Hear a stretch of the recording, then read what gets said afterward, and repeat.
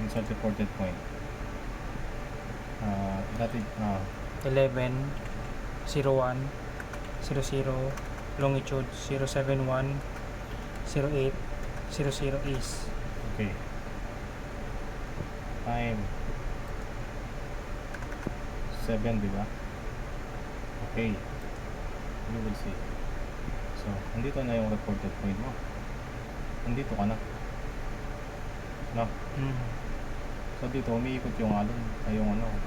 Ngayon, punta ka dito sa display o sa route o sa snapshot para makita yung kailangan mo dito.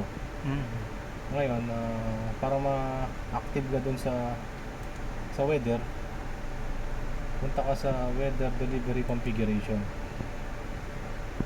Yan. I-highlights mo yung dapat lang.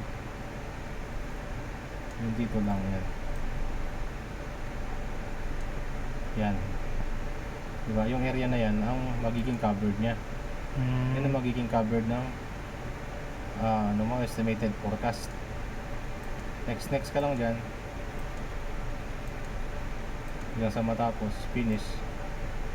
Ngayon, ano siya, mag signal.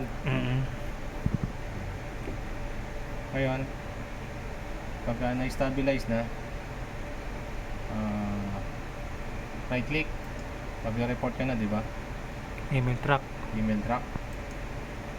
Malaman mo yan, this track is not active. Are you sure you want to send it? So, cancel. No. Kailangan maging active siya, no? Active route siya dapat.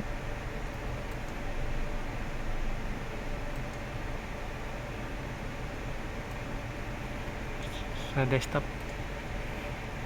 Diba? Ito na yun siya. Save. Action.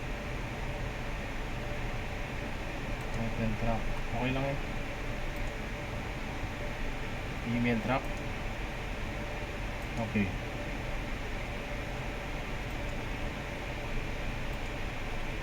Yan. Diba yan ang kailangan natin? Meron ka na yan. Oh, ikaw na magkano yan.